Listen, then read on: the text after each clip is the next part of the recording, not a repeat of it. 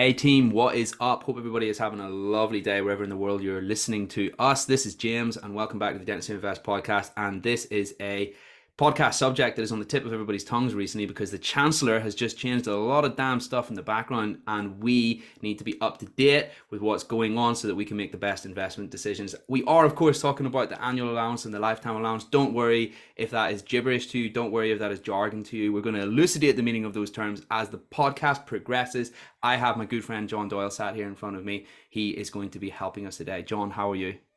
I'm very well, mate. I'm very well. As you can imagine, since the budget last week, it has gone mad at our end. Client questions flying in left, right, and centre, trying to adjust plans and work out what we do. But it's all good. Question, right? And I know we're going to get into this later. Is it returning clients or is it brand new clients who are thinking, "Holy crap, I got to get an IFA because the pensions are so much more lucrative now in the UK." It's both. It's absolutely Ooh. both. So the first thing that we did Thursday morning is me and Stuart, who's my associate here, sat down, went through all of our clients. What do we need to adjust? How does this affect the planning that we've already got in place? And then we start reaching out to them where it impacts them. But then today and tomorrow, I've got 5 new client inquiries that I've got to deal with on calls today, all to do with tax year end. Give us a chance. We've got like 2 weeks. So, yeah, it's a real nice mixture of both. That's cool, man. That's awesome. Yeah. Because of course it is so much more lucrative now to take your money and stick it in a pension, right? Because there's no lifetime allowance, which is wonderful. But anyway, we're going to get into that later. AA and LTA, annual allowance and lifetime allowance. Let's establish a baseline level of knowledge for those out there who these terms are new to. Let's start from there. What do they mean? Okay, well, we'll start with the annual allowance. And the annual allowance is the amount of money that you're allowed to put into a pension in any one tax year. Previously, this has been capped at 100% of your earnings or £40,000, whichever is higher. Made slightly more complicated by defined benefit pensions like the NHS pension scheme, where there's a weird calculation we have to do. But yeah, you were capped at 40,000 to put into a pension in any one year, your annual allowance. Cool. And then to build on that, the lifetime allowance, the LTA. Yeah, so the lifetime allowance is then the total amount of pension you're allowed to have before you have an additional tax charge over and above. This was introduced in 2006 at 1.8 million. And it was it 1 point? Anyway, it's then been shaved down over the years by successive chancellors, and it then stood at just over 1 million last year. It was 1,073,100. Any pension savings above that would then have incurred an additional tax charge. And you know what? It's super interesting that what the Chancellor revealed last Wednesday happened because there was a definite trend in the lifetime allowance, which was that it was going down and they were tightening the noose, so to speak, because it's such a flipping huge piggy bank that the government can raid, right? Yeah, there has been. So, like I say, it was introduced in 2006. It had crept up to about 1.8 million. And then subsequent chancellors, starting with George Osborne, had started to shave it down because it was a nice, easy target for them to raise a bit of revenue. It got down to about 1 million.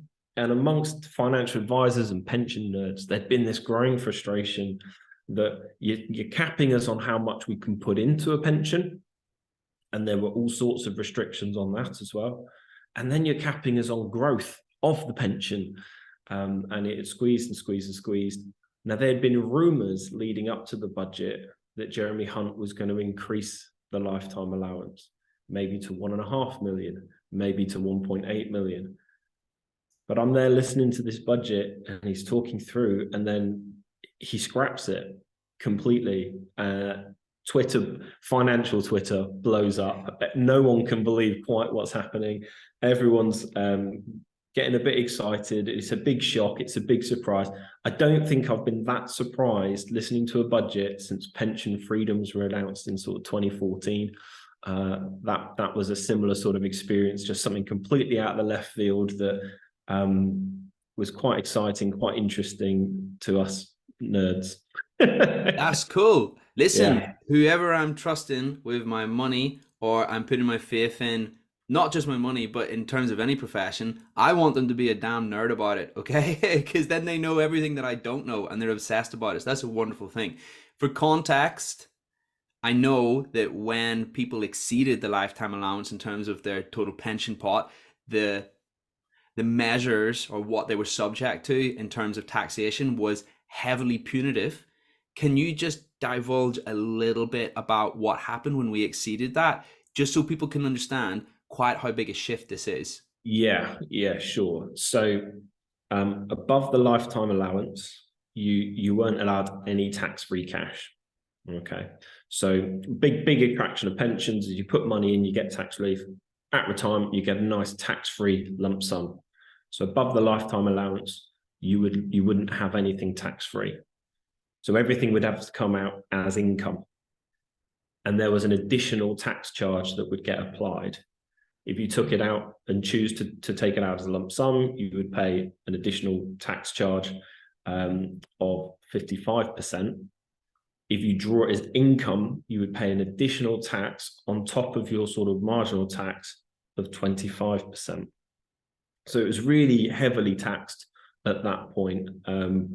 Still attractive to some people, but quite heavily taxable, causing lots of problems, particularly for people who had a long time in NHS pensions or had been saving into pensions for years and years. It was paradigm changing levels of tax. Well, this is it, because when your money's in there, obviously you can't get it out. So to a degree, it's hostage, which is why the government are so, it's such an easy target to raid and increase tax on. And that's Yeah, not the full story. I get that there's more to it, of course. but each time they'd reduced the allowance, they brought in some protections.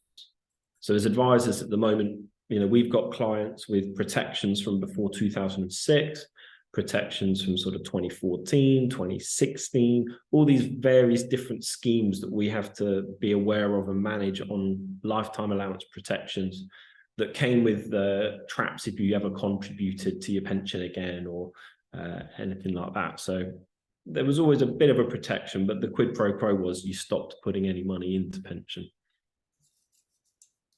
Boom. Love that. We covered this on the last podcast as well. Pensions and traditional investment accounts, there's a really good system that you can use to decide which one you want to prioritize. And basically, you just have to decide yourself. There's only really two metrics.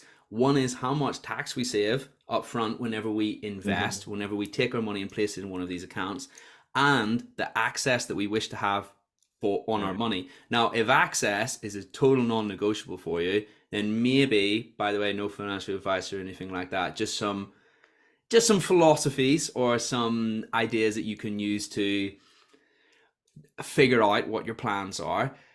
If access is a non-negotiable for you, right, and you are young, then really we might want to prioritize the ISA, right? Obviously, there's more to it. There's tax and things like that, right? If just pure straight up making a whopping great tax saving is the most important thing for you, particularly when you get into the higher tax rate, the higher tax band, then pensions are possibly the priority. But of course, with the caveat that we can't get the money until our late 50s at the very earliest. Depends on the pension, of course. I love that little framework. It just makes it so simple, because there's this huge, like, you can get, I've seen these spreadsheets, these documents, and they've got all these columns and rows about what the various pros and cons are of each account, which is fine, because the more information the better. But that little summary helped me a great deal whenever I heard it. There's only really two main factors, two main things that allow you to make that decision. When do I want to have access to the money? Do I want to retain access to the money the whole time? And what is the tax saving up front?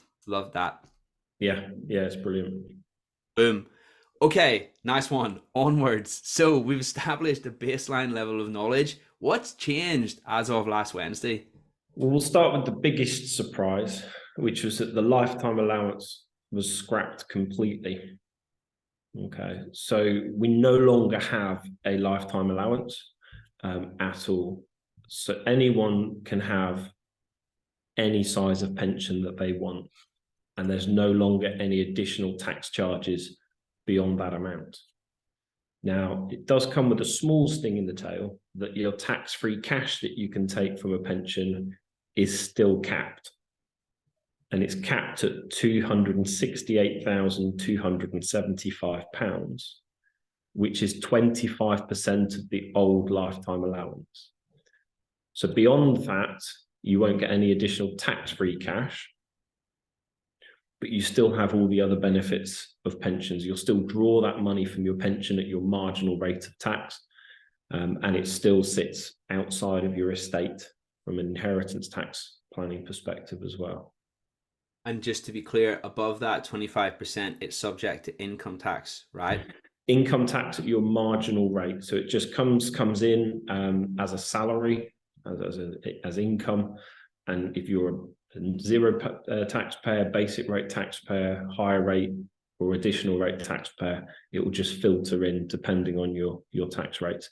So the idea is pay into your pension as a higher rate or additional rate taxpayer, and draw from your pension as a non-taxpayer or basic rate taxpayer, and then you've got the really big advantage.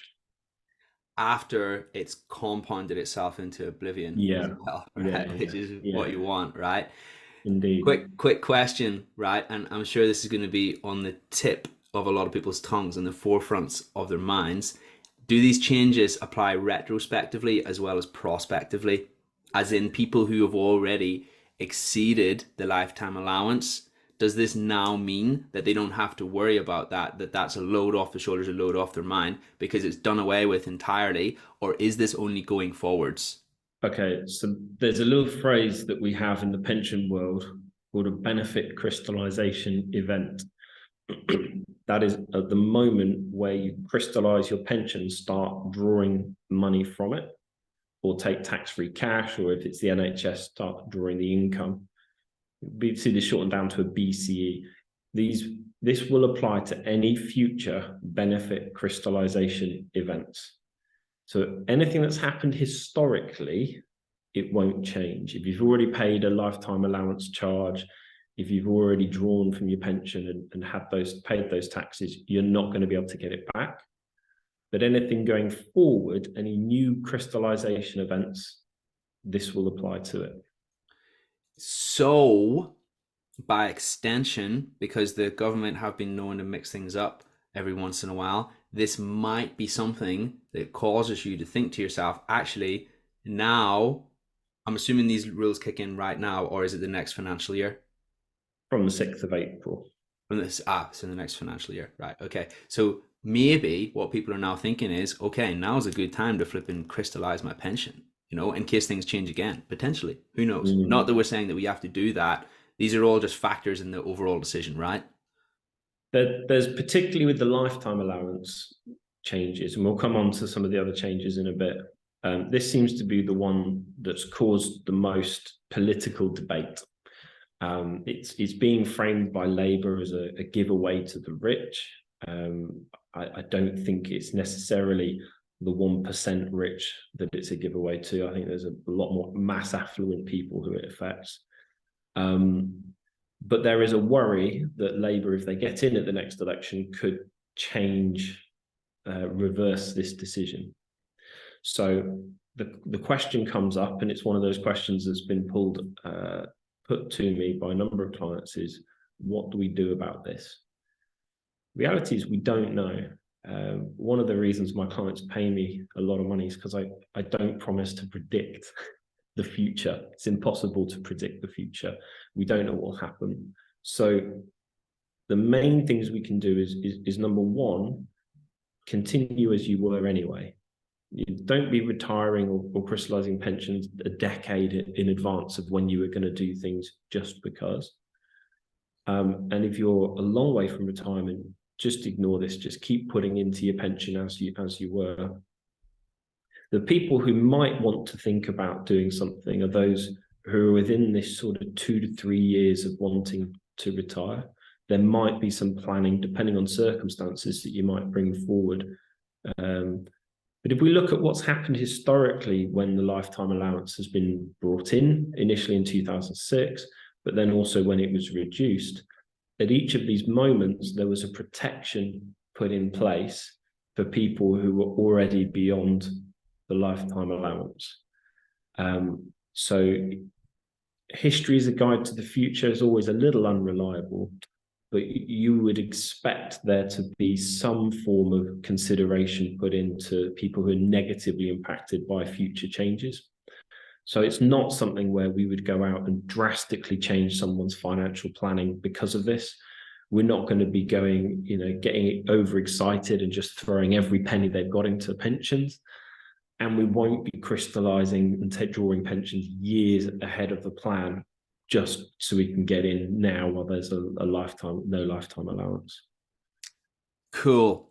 Thank you for that. And we are going to move on to the annual allowance in just a minute, but just something that's popped into my head. It'd be interesting to hear your thoughts on this. Naturally, whenever the government make any decision, there's a certain degree of politics behind it. And I know that you just hinted at this earlier. What's your theory? Why is this a political play potentially for the government? What are they trying to encourage? Because there always is some sort of agenda behind these things, which is fine, which I think is okay. Because when you make any move, there's an intended outcome. What's their desire? What are they trying to encourage? So first, this comes with a massive caveat that this is pure speculation. Of course, yeah. I'm an expert in financial planning. I'm not an expert in politics. Unless I've been on the wine and we're around a family dinner table, then I definitely become an expert if my brother-in-law's listening.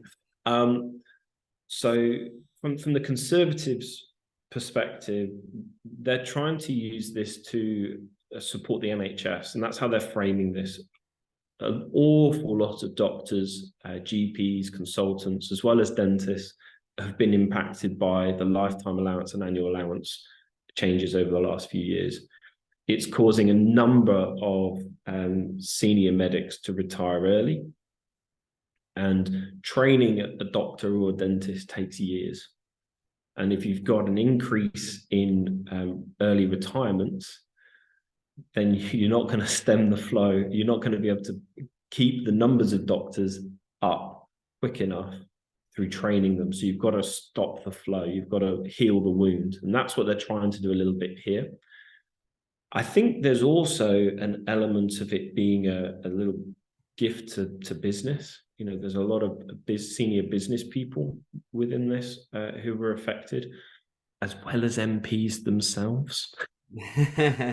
But it's definitely being framed as a way to support the NHS and senior civil servants. And so that's what they're trying to do, is encourage people back to work, or not necessarily to delay or to delay retirement a little bit. From the Labour perspective, they're seeing this very definitely as a giveaway to people who are already wealthy. And I think partly it's the one thing in this budget that they can easily attack. The rest of the budget was fairly boring. It was fairly sensible, and I think it was deliberately so after the chaos that came from September's budget. And so they've got to jump on something. So I think part of it, speculatively, is this is what they've got to go on as the opposition. They've got to attack the budget somewhere. And they're talking about potentially doing an NHS carve out if they do something, if they get voted in next time, that they'll protect the NHS pension or doctors and nurses. Who knows? Who knows? I think by the time we get there, the world will have moved on from this issue potentially. And one thing we know for sure is politics is always going to affect our financial planning. Tax is always going to have an impact, and we can't plan for it. So we just have to make sure we keep options on the table, we keep choice on the table, and adjust as and when we know things. Right now, anything beyond that is just speculation. Cool. Yeah, and another thing that made it interesting was it's certainly a little bit against the grain of what the perception is of austerity, the current perception of austerity, certainly, that is, I don't want to say trendy, but necessary, given where the economy's at? Yeah, it was definitely a surprise. It was definitely a surprise that lifting it, so increasing it up from the 1 million to 1.5, 1.8, those sort of rumors, they made sense. But I think, like you're right there, Jason. Yeah, no, sorry, my mic was just mute. You were saying? Oh, okay. Yeah. Sorry, I thought your screen had frozen or something. I think the sting in the tail with this, again, speculatively from a political point of view, is this decoupling of the tax-free cash and the lifetime allowance. Because there's potential for, if they get rid of the lifetime allowance and they keep that, to shave this tax-free cash element down over time. That might be something that people might look at being attacked. It certainly, I wouldn't expect to see it get increased at any point in time, because that is a tax giveaway. So there's a few things that you look at, you go, well, this is where they might start looking at things. The death benefits is another one that you would speculate on as well. Yeah, because they're quite lucrative, the death benefits, or they can be anyway. Yeah. So because a pension is treated as being outside of your estate. So firstly, it means that you can have, if you've got 2 million in a pension, that's not being pulled into the rest of your estate for inheritance tax. That's very advantageous. And at the moment, if you die before the age of 75, that whole pension pot, if it's drawn as a lump, or if it's a sort of a defined contribution scheme, that whole pension is tax-free, which is incredibly generous. And then after 75, it's just inherited like a pension. So it's drawn at the marginal rate of tax of whoever the beneficiaries are. So we've got a very generous scheme at the moment on death benefits, which politically might be open to some tampering in the future, but that would just be speculation. Right now, we can only plan with what is known, and that is that these are very, very tax efficient and effective planning vehicles. Well, with all of these things, the only way you can really fully know how they're going to transpire is if you quite literally have a crystal ball, because that's what it is. Because it's humans that decide these things, and human nature flip-flops. We don't know what the circumstances are going to be. We don't know any of this stuff. So what you just said is super important. It is circumstantial and it is speculative. And it's why, like, just as in investing, diversification is the only free breakfast, it's the only free meal. You've got to diversify your investments. We'd go the same with our tax wrappers. We diversify our tax wrappers. Don't have all your assets in a pension, but don't have all your assets outside of a pension either. Use all of the available tools, and you'll always have some choices when these things get changed or tweaked going forward. Love that. Let's talk about the annual allowance. So I know that it's increased, correct? 40,000 to 60,000? Yeah, so that's again from next year. The annual allowance will be going up from 40,000 to 60,000. This will be a massive help to anyone with NHS pension, particularly the 95 scheme. There's a few other tweaks within the NHS pension, which probably enough for a podcast on its own, that they're bringing through just to ease this problem of the pension scheme breaching the annual allowance so often for people. So this raised from 40 to 60. Particularly though, this will also benefit anyone who's doing a lot of private dentistry, because you're now able to put more money either personally or from your company into your pension and get tax relief. Company directors, listen up to this. Your corporation tax rate for most dentists is going up to 25% from next year.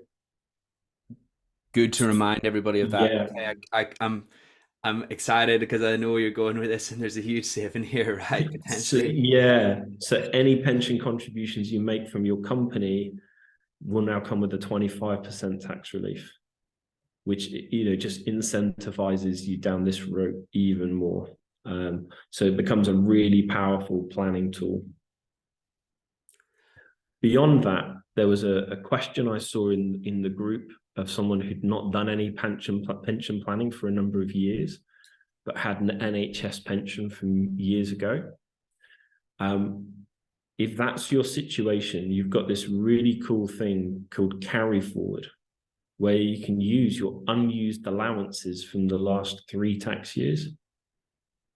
Now, those allowances stay at 40,000 for the previous tax years. Oh, that would have been really good, wouldn't it? But it means that, If it was 60. next year you could be looking at a contribution of 180,000 into a single year pension, right? Corporation tax relief, 25% of 180,000 is, James? What was the one more time? One more time. Come on, I love maths questions. 25% of 180,000. That'll be a quarter. That'll be 35-ish thousand. 45. Oh wait, 45. A quarter. Oh yeah, sorry, a quarter. Sorry, I did. It's all right. It's always unfair. I'm annoyed. I'm so annoyed. That was my moment. That was your moment to shine. Yeah, 45,000. Ah, that's so annoying. Anyway, so you've got cash in your company account. You move that into pensions. You get a nice tax break on doing that. It can be quite an attractive piece of planning. Yeah.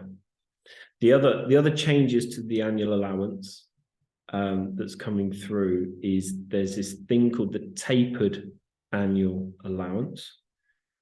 And this is a reduced allowance for anyone who is a high earner. Okay, so previously anyone earning over 240,000 would lose their annual allowance until it got down to just 4,000. Now that tapering is going up to 260, so you can now earn 260,000 before your annual allowance gets reduced, and it will get reduced down to 10,000.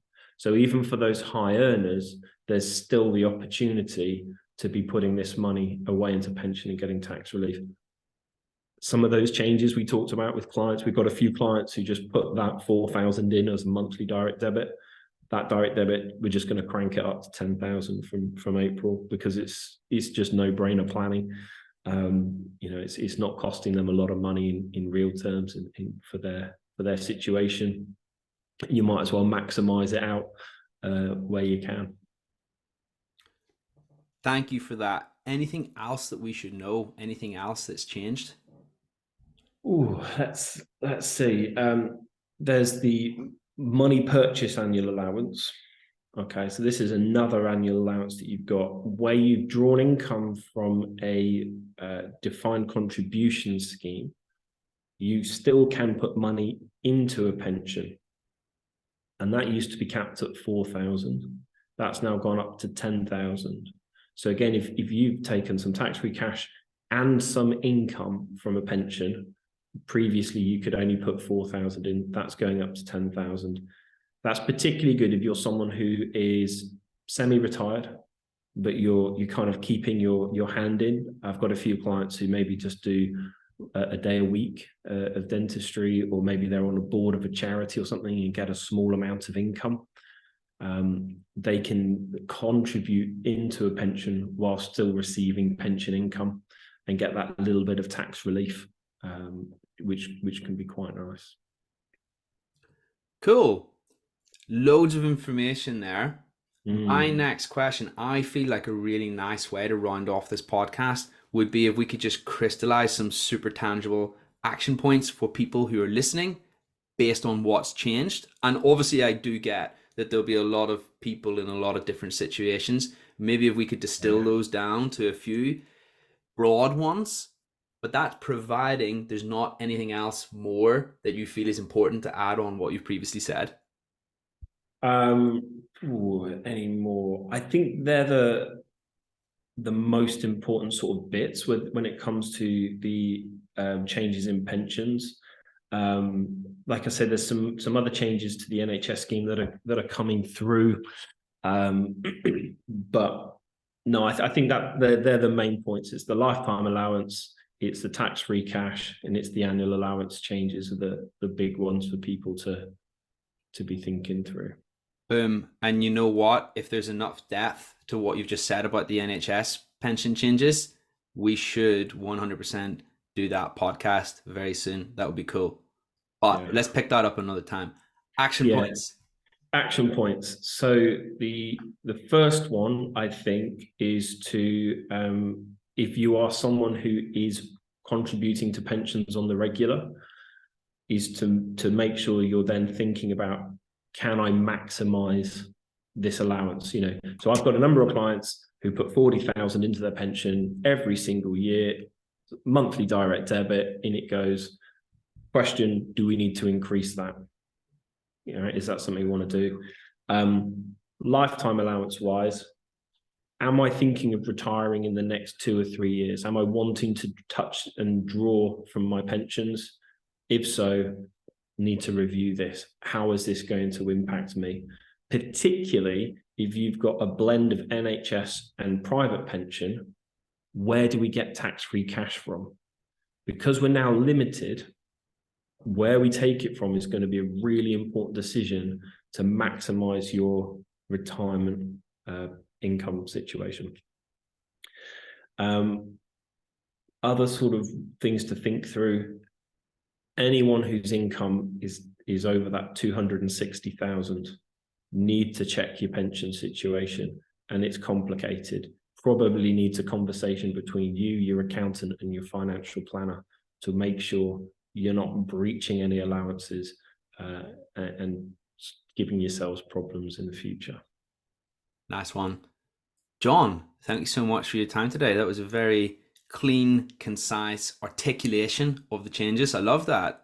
And I'm sure that there'll be a lot of valuable. It's a pleasure. It's been a whirlwind few days, so I'm pretty tired. So we'll see if hopefully it all made sense. No, it did. That was awesome. A lot of valuable information in there. Jon, if anybody wants to reach out to you, how are they best able to do that?